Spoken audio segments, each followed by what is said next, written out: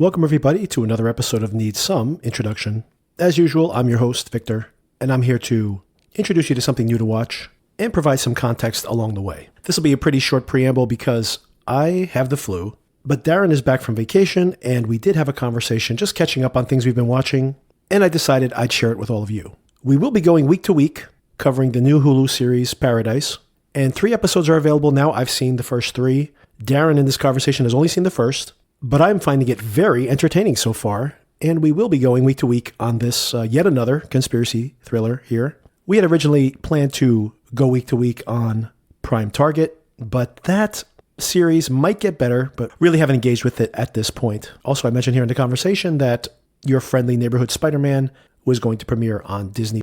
I have watched those first 2 episodes, and it's totally fine right now. It is rebooting the Peter Parker story yet again, but doing it in a pretty efficient way. It is not canonical to the MCU, but apparently they have big plans for this story. They've actually renewed it for 3 seasons already.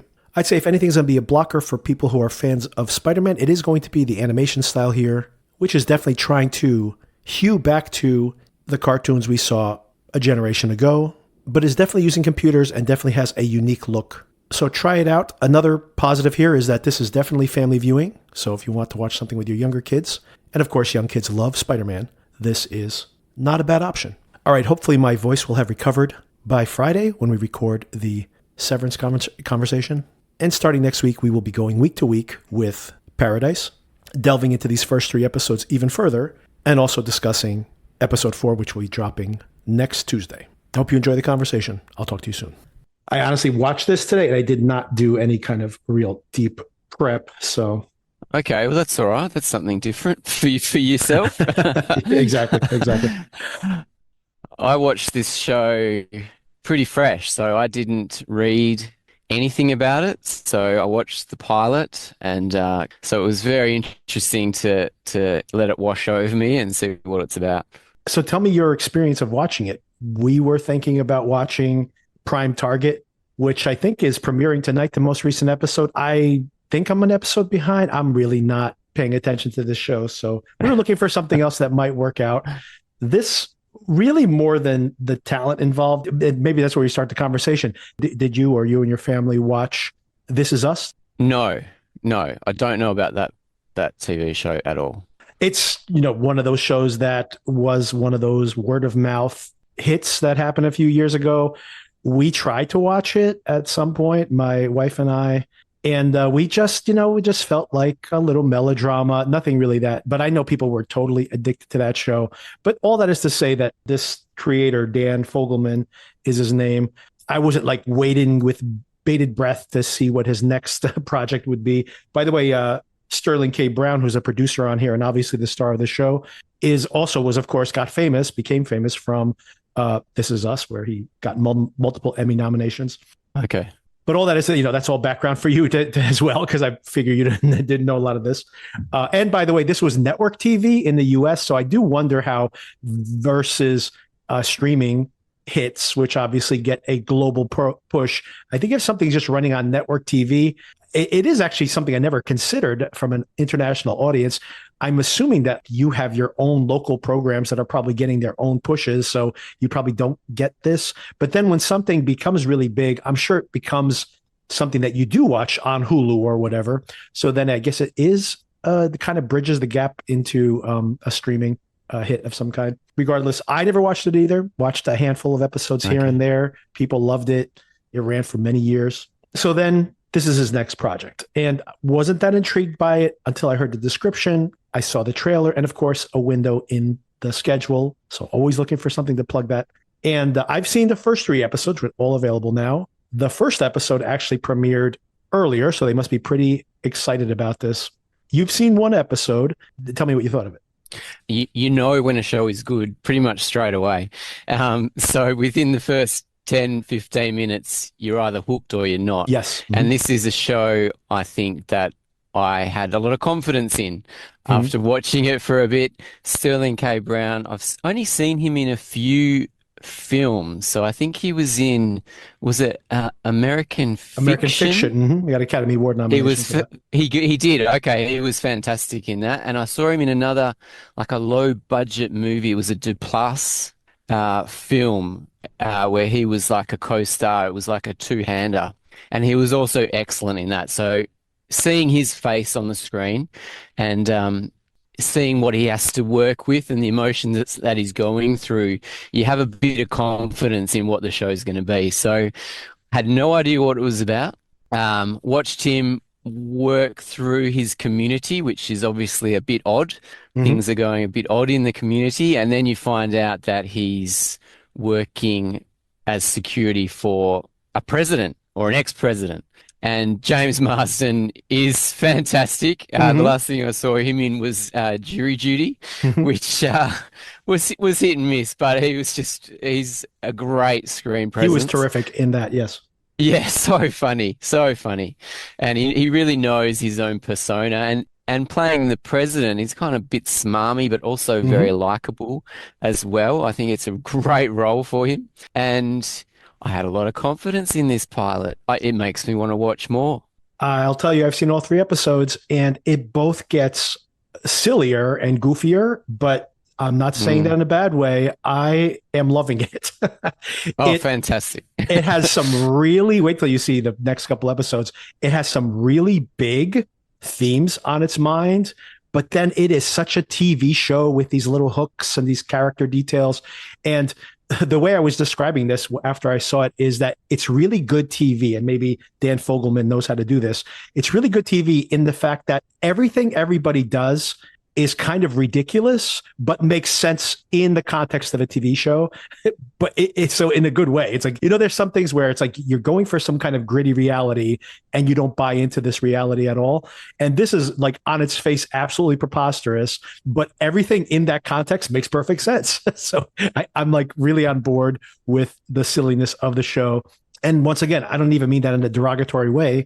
This is just really entertaining at the same time that it has this mystery going on. Through the 3 episodes, you basically see the backstories of how each of these different main characters got into circumstance they are here. And they have really interesting backstories. It's like really surprising that this person became vice president, given where you meet them in their lives. So I like all of it. I like the backstory part of it. I like how they all come together. I like the mystery, although it seems like it's going to be like a very big, grim reveal eventually. It's all working for me. And like the big swing of what they're even trying to do in the show is part of what keeps me glued to the screen. So the reveal at the end of the first Mm-hmm. episode Yeah. puts the show in a very different box than what you're thinking of when you're watching it through. So Right. Right. um, it does handle flashbacks really well. Mm-hmm. It's kind of a shock when you first see the James Marsden character, and then Yep. you're like, and it immediately goes into flashbacks, and you find out bits and pieces of the story and where we are, and where you're situated. And then at the end, it's a bit of a curveball. So Mm-hmm. having seen the next couple of episodes, you probably have an idea of where that kind of science fiction idea fits in the show. So it was a bit of a surprise to me, but I'm keen to go with it. Yeah. We'll just announce it here that if you want to be not be spoiled beyond episode one, and I actually won't Yeah, spoil you beyond episode one either, other than answer some of your good. indirect questions there. Once again, this is a mystery. There's this Secret Service agent played by Sterling K. Brown. He's showing up at work that day. You get a real quick feel, really good pilot type episode work here. Get a really good feel for his dynamic with all the main characters. And then he walks in. Once again, we're only spoiling episode one. Walks Yep. into his the residence of the former president, and who lives in this gated community of some kind. Everybody there is a VIP of some kind, and he's dead. He's been smashed in the head. And rather than raising an alarm immediately, we start to suspect that this agent Xavier, is his name, is suspicious that he may not be able to trust the people who are closest to the investigation. So he does some investigation. He leaves at one point with a clue from the actual residents. Obviously, very not much playing by the book in that particular regard. And he's looking for something. A safe is open, and there's something missing.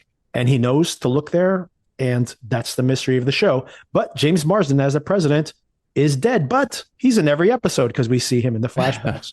Yeah, and of course, the button on episode 1 is that this is the first murder. Well, I guess that maybe they only announce this later on. This is the first murder within this compound, and what they are is living in this enormous city, which is all in a mountain in Colorado, I believe it is.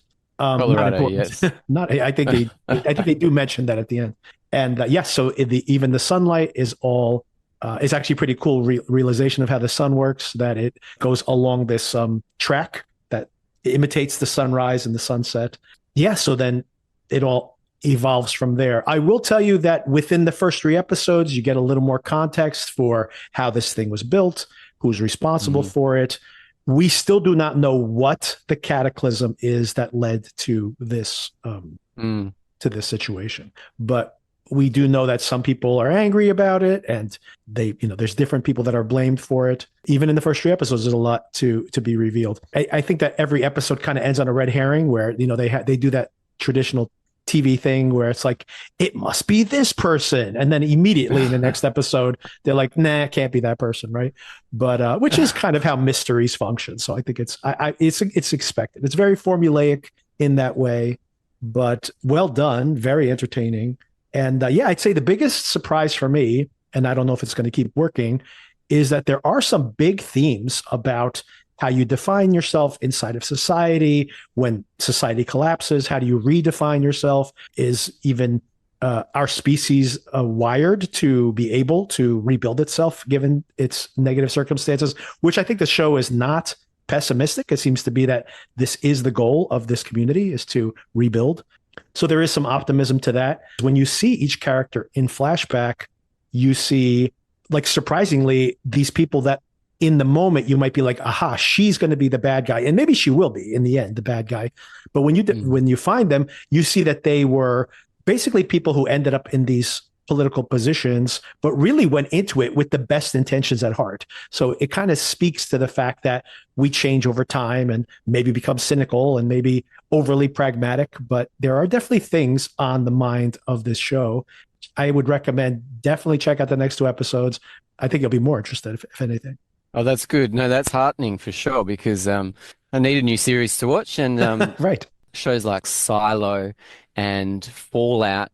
What this one does is the community, yes, it is possibly a bit fake, and we'll probably see more fake, like there's fake ducks in the pond, yes. but yes. It is a lot brighter, and it is a lot more friendly than Right. Silo is, it's more Matrix-like, and Fallout, they're kind of living a fantasy, and it's from a video game, so it's obviously got that different layer involved, but this is actually trying to create almost like a Truman Show type community that people would possibly be happy living in if the world has come to an end. And I don't think it matters how the world has come to an end. Maybe it will later in the series. But it is interesting, and maybe a bit more, but he does say that his wife is a scientist, or was a scientist. Right.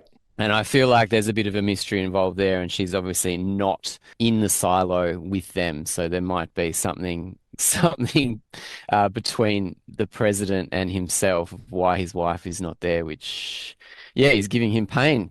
Yes, I think this is not a spoiler. I think it's in the first episode, but he basically, basically says out loud that he wanted the president dead, and of course that makes him a suspect, and to some extent. Although it would make it very impractical if that was the case. But in the beginning of episode 2, of course, since he was the last one to see the president, they have many questions for him. It's not like your stereotypical plot where, the guy who's trying to solve the crime becomes the prime suspect, then he's on the run while he's doing the investigation, kind of like what Silo did. Apologies for my voice, by the way. I have everyone's sick in my house, and I've picked it up as well. So I'll see if my voice can survive this review. It's that definitely is there, but pretty quickly, these are smart people. They're not stupid characters. They don't suddenly illogically try to pin it on him or something. He is doing his investigation. They obviously don't want him to be too much involved in the investigation, considering how close he was to it.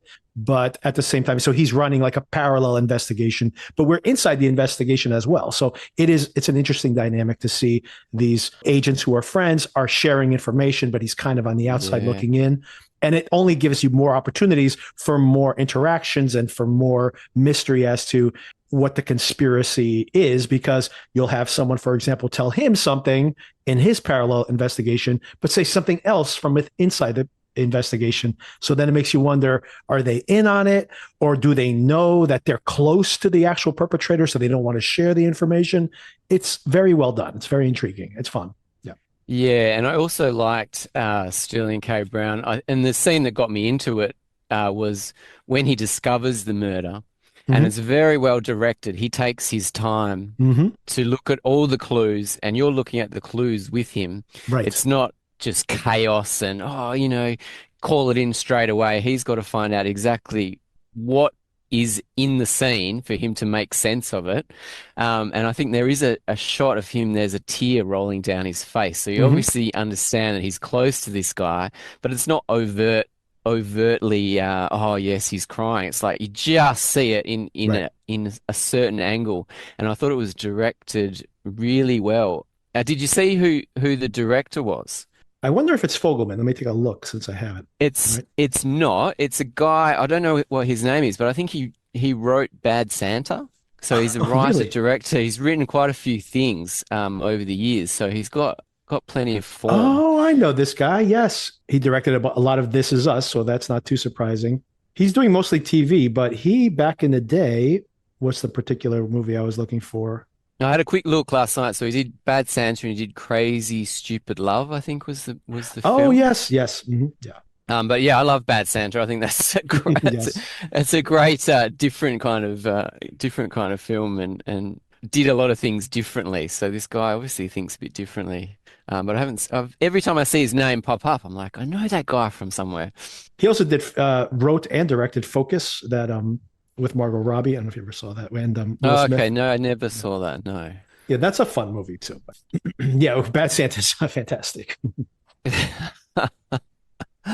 Yeah, it's surprising, actually. I'd have to say, a little surprising given the tone of that first episode, because he did a lot of comedy early in his career. He's doing mostly TV, including a lot of the hmm episodes of This Is Us. So I guess that's where the relationship formed. I wish you had seen through episode 3. There's a prolonged, protracted sex scene in a shower. And then I started thinking they really should have some kind of gatekeeping on the amount of water they're spending. This they don't have water. There's not that much water down in this place. They better have good recycling of that water. I watched a bit of Silo, but I just couldn't believe the whole thing, the way that it was organized. So hopefully we get details like that. I'm quite interested in how these communities do work together to keep everything organized. I won't badmouth Silo too much. I really did not enjoy episode season 1. I tried to watch season 2, and we couldn't get into it. That's why I haven't covered it here on the podcast. But it was popular for us here on the podcast. I don't want to badmouth it too much, but I just found it just moved so slowly.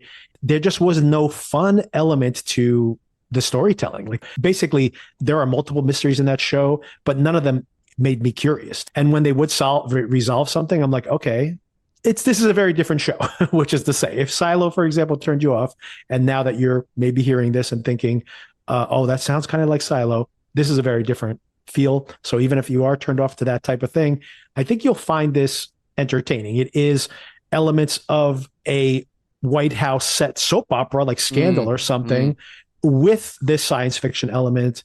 And it also has some heady themes in it. Can they actually pull that all off? Honestly, it is the ambition of the show in those multiple ways that makes me curious to see it. It might not work by the end, to be totally honest. But the fact that they're trying to, make a soap opera and a political thriller and a science fiction show, and maybe have some ecological agenda to, maybe like draw attention to some actually big pressing worldwide themes. All of that is extremely ambitious, but it's fun. And that's the other key fact, right? That none of this is tedious and preachy. It's like fun. So I'm enjoying it a lot. And it's always interesting when it's like an end of the world type situation and it's an everyman that's drawn into the Oval Office to to sit down and go, this is what's happening within the world. You're one of 100 people that know this information, and you need to decide whether you want to come with us to get this information to see the end of the world and to perhaps have a ticket out of it, a ticket to safety, which I'm sure is extremely rare.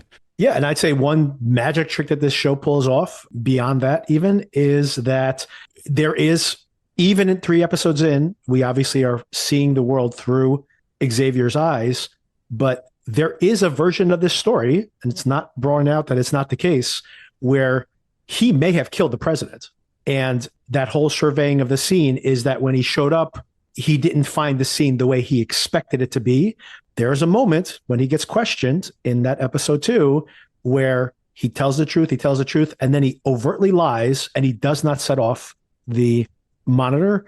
And everybody mentions how he's such an upright guy and he never lies. And the reality is that we don't know what happened that night of, right? And we don't know if his complicity is in there. I honestly don't think that's the direction the show is going into. And if it was, it would be some kind of twist where he was doing some greater good. He definitely doesn't seem to be a nefarious character, but it could be an interesting twist if he actually is covering his own tracks because there's some greater agenda that he's actually serving. It is interesting. Like, we really don't know anybody's true agendas. All of that is fun.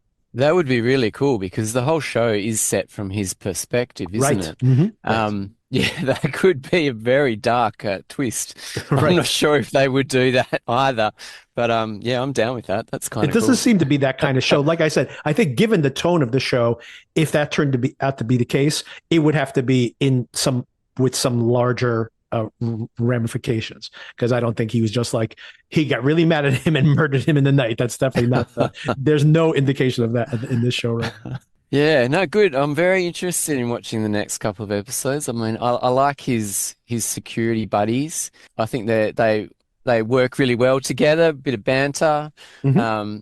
So yeah, I'm looking forward to seeing more of these characters. Yeah, I just want to shout out James Marsden one more time. That's really crystallizes what I like so much about the show. Because my daughter, not only with jury duty, but because my daughter watches the Sonic movies, and she's also watched that Easter Bunny movie so many times. When James Marsden shows up, most of the time we're seeing him with cartoon characters on the screen at the same time. That's his speed, as far as I am aware of. Although he has been an interesting actor in the past, I haven't seen him in anything like that in some time.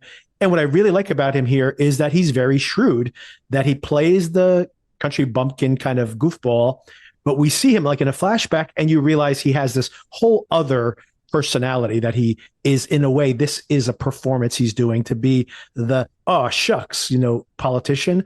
And that's really interesting. Just the fact that they let you see him interact with different people in a different mode. And that Marsden does such a good job of playing serious when he needs to, charming when he needs to, the goofball when he needs to. He's really, really good in this. Because we've seen him in so many comedic roles, we feel like we know him very well, and we're kind of on his side, even though he's shown elements that he's not a very nice person, or he could just twist any situation to his advantage. Did you see Westworld, by the way? I did see a couple of seasons of Westworld, yes. Yep. Yeah, he was also very good in that, especially season 1. Season 1 of Westworld is excellent. Season 2, very uneven. And then, boy, that show, wow. Yeah, season 1 I was right into. Fantastic. Even though the kind of mystery and the way the structure was, it really wanted you to try to crack it and work it out. And I think I had to Google it to find out what the theories were, and it wasn't actually that dense to be honest. Exactly. That's the funniest thing about it. When I stopped watching it, I would still read recaps sometimes just to see what's happening in season 4. I think I forced myself to watch it through season 3, and then I was just done. And but I would read recaps of season 4, and then when they got to the end, they're like, "Oh, this really sets up potentially another season." And same, like you were saying, the revelations at the end, it's like, "Oh, that's it." Like it's so hand wavy. And anyway, let's not talk about bad TV. We don't have to. There's so this much, one is very much good. bad TV. This one is good. This one is good. Yes. I agree. 3 episodes in, so I haven't seen the whole thing, but 3 episodes in, very engaging. I'm really enjoying it. Okay, fantastic. And what's the commitment? Is it 10? Is it 8? Oh, good question. Let me take a look real quick. It is 8. So everybody Good. out there, you got 3 episodes now. Next week, we can touch base again. We'll be halfway through the season. Look how great that is. Good. I like that. I don't like things just hanging on and hanging on. Yeah, 8 episodes for me. Like it's like 8 episodes is a good amount of time. You don't need to drag it on for 10, which is unfortunately everything seems dragged out nowadays. Yeah, I agree. I mean, those slow episodes just kill you. Just kills it, kills the story. A couple more topics. The Agency. So did you catch up? The Agency, I'm savoring that show, Oh, okay, Victor. So I watched episode 8 nice. and I was just gonna straight away go into the next one, but I thought, you know what? I really enjoyed that episode. I'm Mhm. just gonna savor it. So I'm not gonna get you to spoil the ending. Oh no, I'm not going to Um, spoil it for you. I just thought if you had seen it, we could touch base. But you know what? Savor it. The last 2 episodes are the best 2 episodes, so oh, we can touch base whenever you get around to it. that's good. Yeah, no, the series is delivering for me. And I also saw a preview, a trailer for another Fassbender, a film Oh where he yes, plays Soderbergh. Yep. a secret agent. Hey, directed by Soderbergh, and it's got Hmm. Kate Blanchett in it. And that Yep. was a crazy trailer, really fantastic, and it really made me want to watch it. Yeah. I Um, mean, he's just doing spy shows and movies now, I guess. yeah, that's right. And also had Marissa Abella from Oh Industry, yes. so Yeah. which she's fantastic. So I'm keen to see that. Always like seeing her and everything. Yeah. That's another thing we'll have to cover here on the podcast when that movie comes out. Okay, a couple other good things you might want to catch up on. Have you seen any of the Pit yet? Have you seen any of that? It's on my watch list. I haven't delved into that yet, but yeah, we've got it here on one of our streaming services, Binge, which is I think gets the Max shows Yeah. because we don't have Max here in Australia. But yep, that's on my list. It looks good.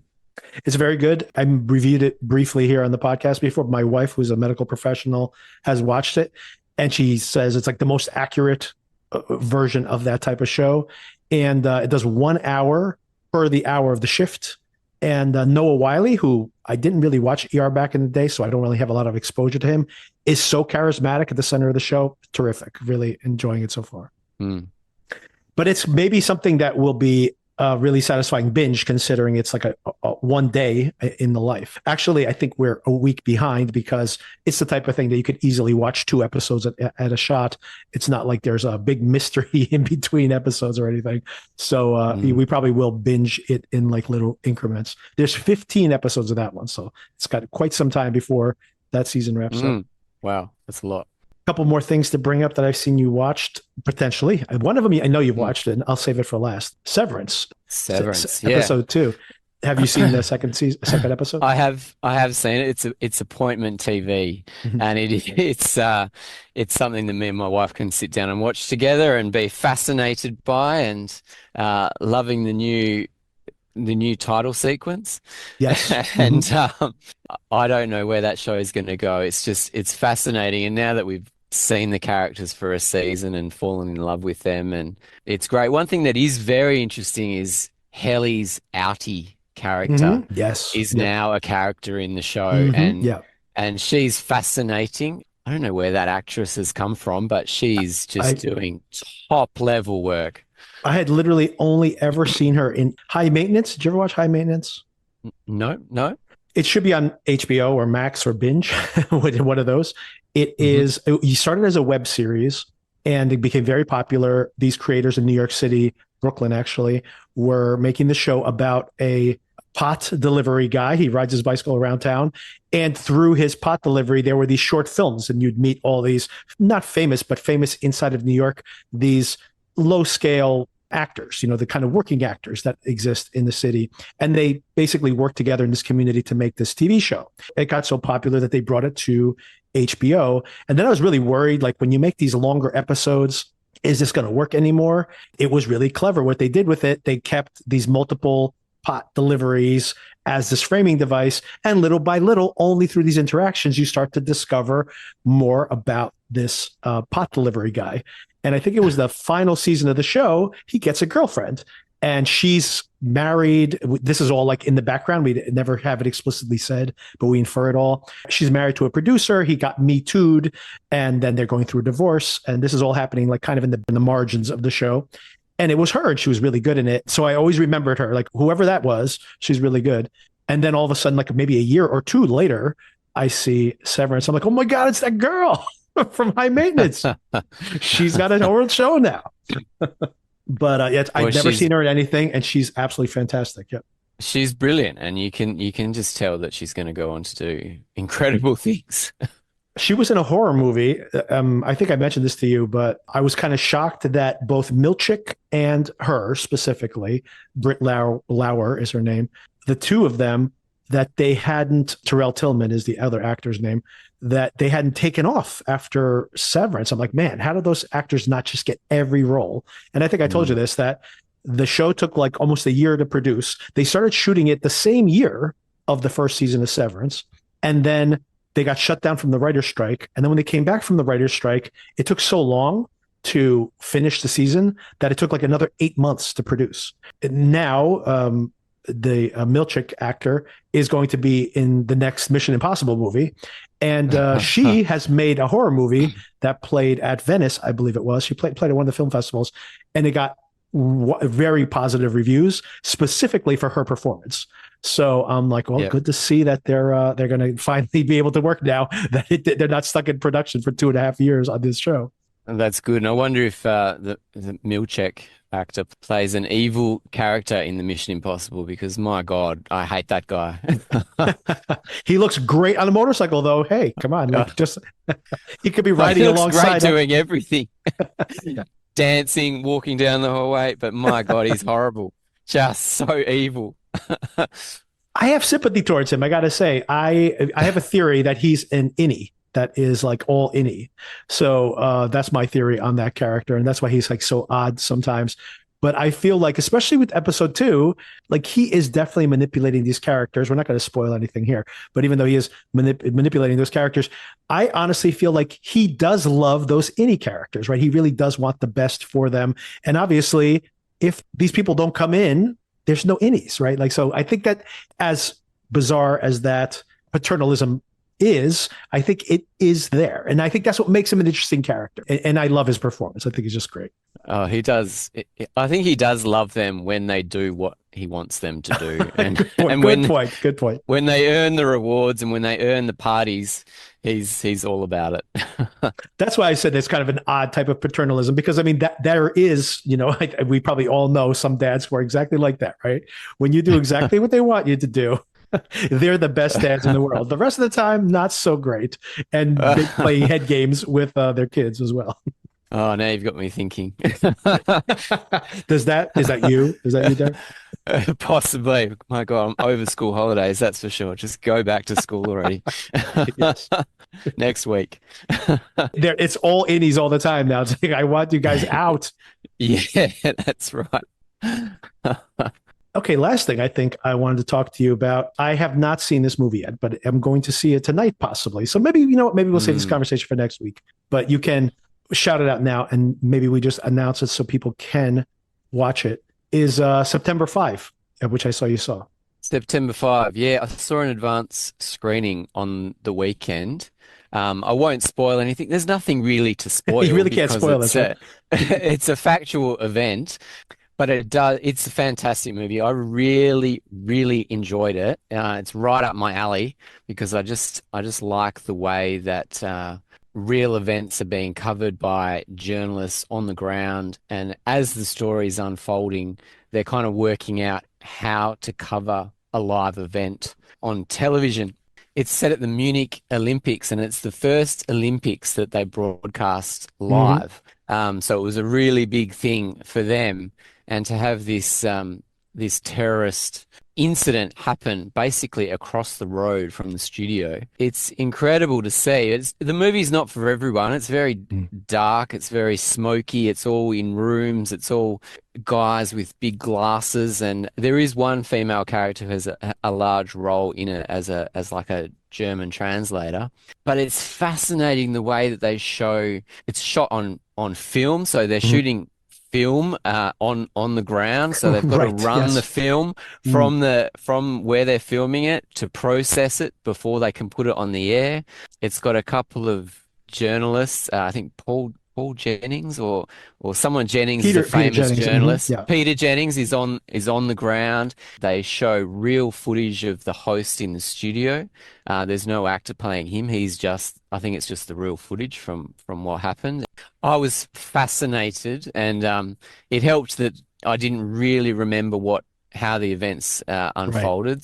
I thought it was an incredible movie. Is it Skarsgård or Peter Sarsgaard. Sarsgaard? Yeah, Yeah.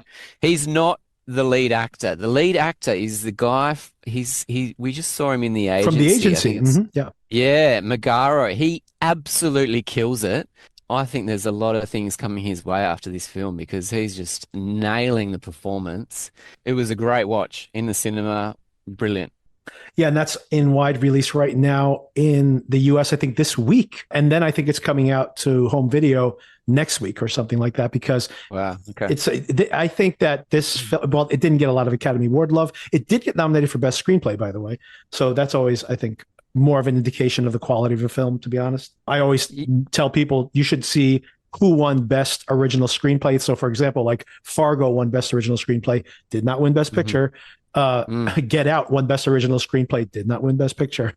Pulp Fiction won Best Original Screenplay, did not win Best Picture. So don't pay attention to the Best Picture. Pay attention to Best Original Screenplay. This is an adapted screenplay, but still, the screenwriters are looking more at like structure and storytelling more so than a lot of the popularity contest or the career capstone for the TV, which often happens with the Best Picture award. Y- Yeah, I was thinking it was funny because we discussed Peter Sarsgaard giving an incredible performance in Presumed Innocent this year, and then mm. then John Magaro, who was not only in The Agency but also was in Past Lives last year, which was one of my favorite movies of last year, which I thought he was just excellent in that. Mm.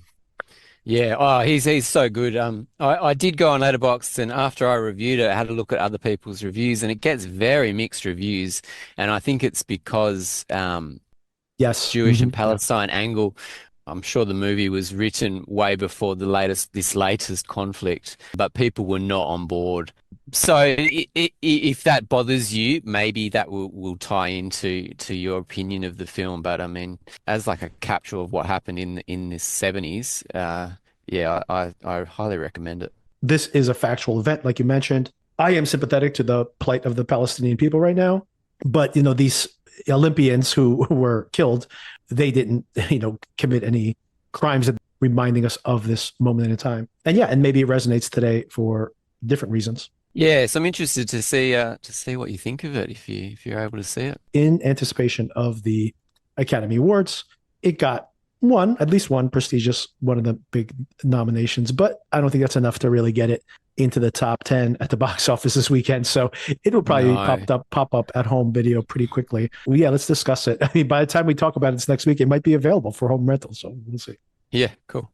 Oh, and I did want to mention, I think I brought this up in one of our previous conversations. There is a documentary from 1999, which I think it won the Academy Award for Best Documentary. It's called One Day in September, I believe. Mm. And it covers this same incident, basically. And to a large extent, I think inspired this movie. A lot of it is from the POV of this actual production.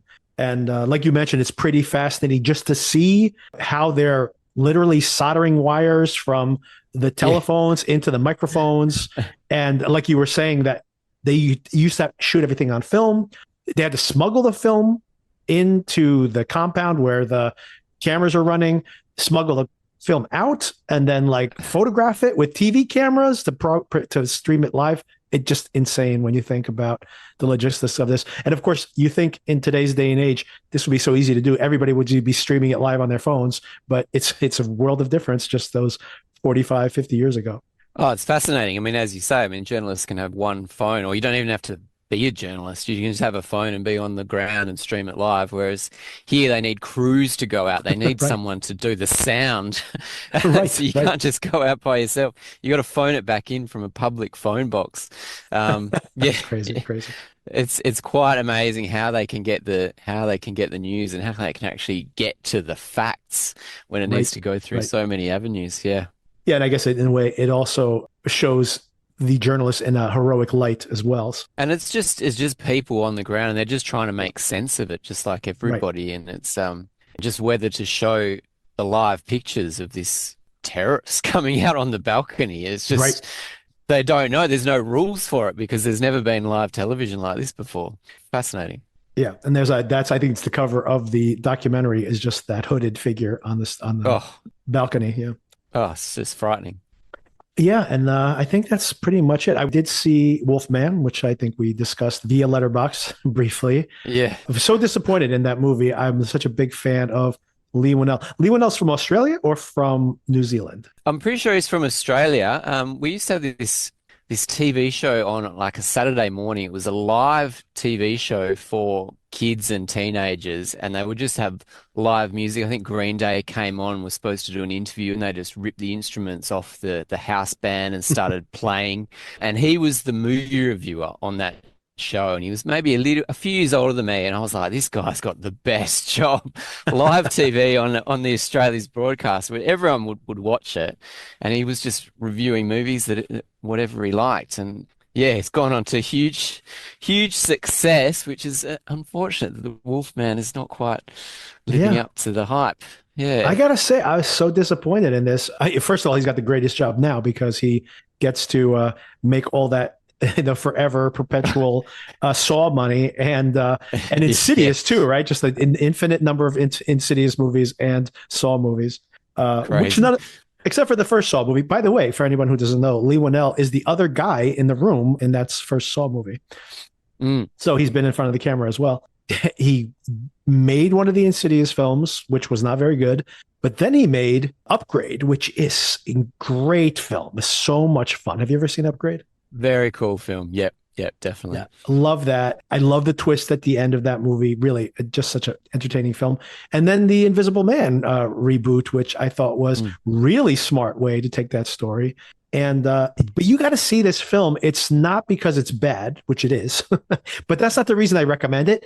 There are some moments in this film that are so good, and there's a thing. I'm not going to spoil it here. There's a visual thing he does, and you'll know exactly what I'm talking about. There's multiple times in the film where the film is putting you in a different character's POV, and the visuals of this is so unique and so strange. There are moments in the film that are from another movie. And then everything else around it between those great scenes is so perfunctory and boring. And there's not a single suspenseful scene in it.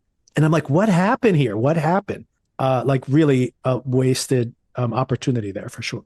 Unfortunate because like I said, I would actually recommend if you are, especially if you're a fan of Whannell, do check it out when it comes available to watch at home because, like I said, you're going to be blown away by like 3 or 4 scenes in the movie, and then the rest of it will be like, what happened? Like the rest of this movie's terrible. Like what's going on Ugh. here?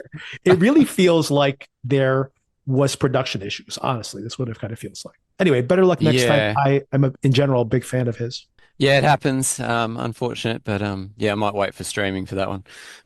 Yeah, definitely not. Don't run out to see that one. So. By the way, if you have absolutely no expectations and I tell you it's bad, and then you watch it, you might actually end up liking it. So who knows? Maybe that's Yeah, the yeah. best way to approach the material, I think. So, Sometimes it's like that.